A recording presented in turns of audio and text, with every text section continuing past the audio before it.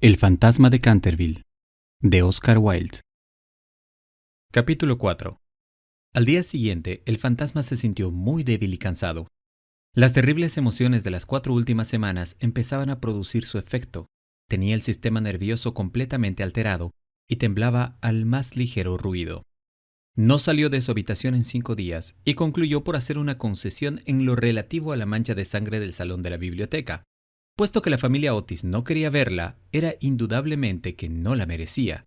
Aquella gente estaba colocada a ojos vistas en un plano inferior de vida material y era incapaz de apreciar el valor simbólico de los fenómenos sensibles. La cuestión de las apariencias de fantasmas y el desenvolvimiento de los cuerpos astrales eran realmente para él una cosa muy distinta e indiscutiblemente fuera de su gobierno. Pero por lo menos constituía para él un deber ineludible mostrarse en el corredor una vez a la semana y farfullar por la gran ventana ojival el primero y el tercer miércoles de cada mes. No veía ningún medio digno de sustraerse a aquella obligación. Verdad es que su vida estuvo llena de crímenes, pero quitado eso, era hombre muy concienzudo en todo cuanto se relacionaba con lo sobrenatural. Así pues, los 3 sábados siguientes atravesó como de costumbre el corredor entre 12 de la noche y 3 de la madrugada, tomando todas las precauciones posibles para no ser visto ni oído. Se quitaba las botas, pisaba lo más ligeramente que podía sobre las viejas maderas carcomidas, envolvíase en una gran capa de terciopelo negro y no dejaba de usar el engrasador sol naciente para engrasar sus cadenas. Me veo precisado a reconocer que solo después de muchas vacilaciones se decidió a adoptar esta última forma de protegerse. Pero al fin, una noche mientras cenaba la familia, se deslizó en el dormitorio del señor Otis y se llevó el frasquito. Al principio se sintió un poco humillado, pero después fue suficientemente razonable para comprender que aquel invento merecía grandes elogios y que cooperaba, en cierto modo, a la realización de sus proyectos. A pesar de todo, no se vio a cubierto de molestias. No dejaban nunca de tenderle cuerdas de lado a lado del corredor para hacerle tropezar en la oscuridad, y una vez que se había disfrazado para el papel de Isaac el Negro o el cazador del bosque de Huxley, cayó de bruces al poner el pie sobre una plancha de maderas enjabonadas que habían colocado los gemelos desde el umbral del salón de tapices hasta la parte alta de la escalera de roble. Esta última afrenta le dio tal rabia que decidió hacer un esfuerzo para imponer su dignidad y consolidar su posición social, y formó el proyecto de visitar a la noche siguiente a los insolentes chicos de Eton con su célebre papel de Ruperto el Temerario o el Conde sin Cabeza. No se había mostrado con aquel disfraz desde hacía 70 años, es decir, desde que causó con él tal pavor a la bella Lady Bárbara Modish, que ésta retiró su consentimiento al abuelo del actual Lord Canterville y se fugó a Gretna Green con el arrogante Jack Castletown, jurando que por nada del mundo consentiría en emparentar con una familia que toleraba los paseos de un fantasma tan horrible por la terraza al atardecer. El pobre Jack fue al poco tiempo muerto en duelo con arma de fuego por Lord Canterville en terrenos de Wandsworth, y Lady Bárbara murió de pena en Tunbridge Wells antes de terminar el año. Así es que fue un gran éxito en todos sentidos. Sin embargo, fue, permitiéndome emplear un término teatral para aplicarle a uno de los mayores misterios del mundo sobrenatural, o en lenguaje más científico, del mundo superior a la naturaleza, una creación de las más difíciles y necesitó sus 3 buenas horas para terminar los preparativos. Por fin, todo estuvo listo y él, contentísimo de su disfraz. Las grandes botas de montar que hacían juego con el traje eran, eso sí, un poco holgadas para él, y no pudo encontrar más que una de las 2 pistolas de arzón, pero en general quedó satisfechísimo, y a la 1:15 pasó a través del estuco y bajó al corredor. Cuando estuvo cerca de la habitación ocupada por los gemelos, a la que se llamaba el dormitorio azul por el color de sus cortinajes, se encontró con la puerta entreabierta. A fin de hacer una entrada efectista, la abrió de par en par con violencia, pero se le vino encima una jarra de agua que le empapó hasta los huesos, no dándole en el hombro por unos milímetros.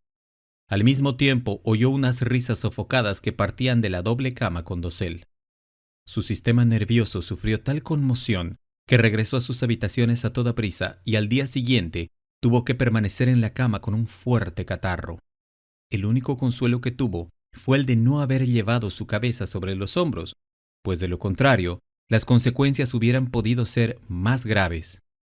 Desde entonces renunció para siempre a espantar a aquella recia familia de americanos y se contentó, por regla general, con vagar por el corredor en zapatillas de fieltro, envuelto el cuello en una gruesa bufanda, con temor a las corrientes de aire y provisto de un pequeño arcabuz para el caso en que fuese atacado por los gemelos.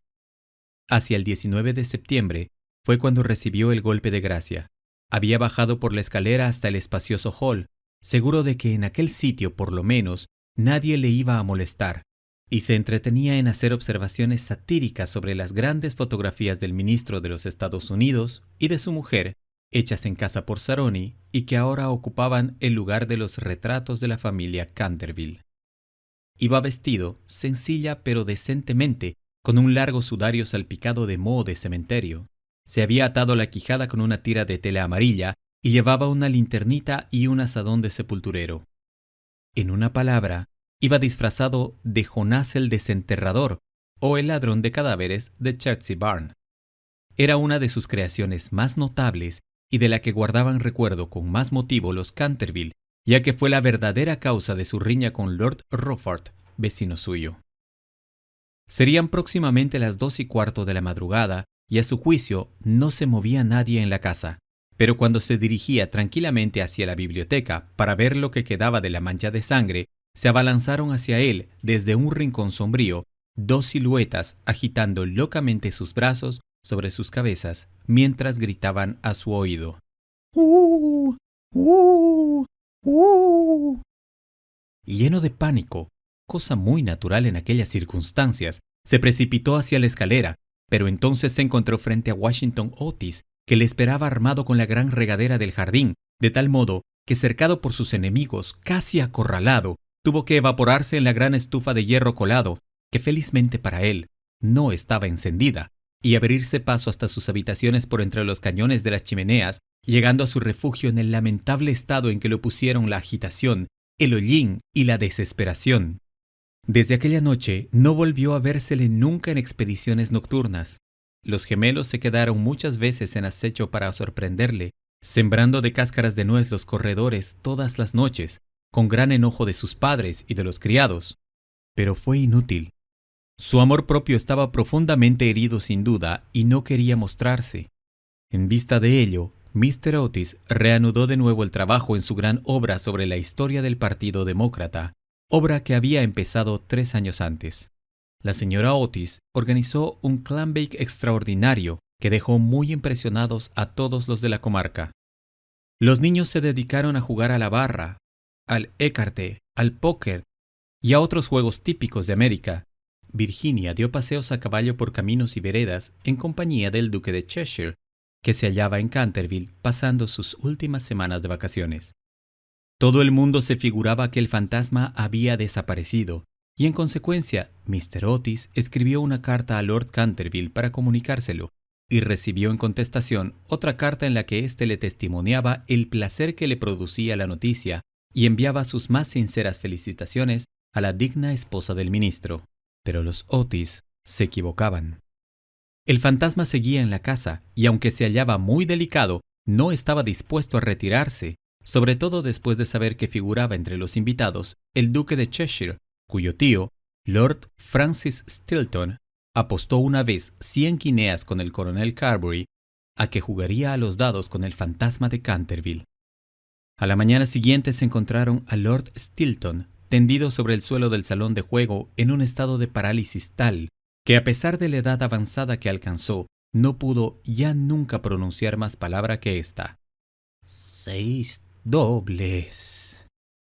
Esta historia era muy conocida en sus tiempos, aunque en atención a los sentimientos de las nobles familias se hiciera todo lo posible por ocultarla, y existe un relato detallado de todo lo referente a ella en el tomo 3 de las memorias de Lord Tattle sobre el príncipe regente y sus amigos. Desde entonces, el fantasma deseaba vehementemente probar que no había perdido su influencia sobre los Stilton, con los que además estaba emparentado, pues una prima hermana suya se casó en segundas nupcias con el señor Buckley, del que descienden en línea directa, como todo el mundo sabe, los duques de Cheshire. Por consiguiente, hizo sus preparativos para mostrarse al joven enamorado de Virginia en su famoso papel del fraile vampiro o el benedictino sin sangre. Era un espectáculo tan espantoso que cuando la vieja Lady Startup se lo vio representar, es decir, la víspera del Año Nuevo de 1764, empezó a lanzar chillidos agudos que le provocaron un fuerte ataque de apoplejía y su fallecimiento al cabo de 3 días, no sin que desheredara antes a los Canterville, que eran sus parientes más cercanos, y legase todo su dinero a su farmacéutico en Londres. Pero, a última hora, el terror que le inspiraban los gemelos le retuvo en su habitación y el joven duque durmió tranquilo en el gran lecho con dosel coronado de plumas del dormitorio real, soñando con Virginia.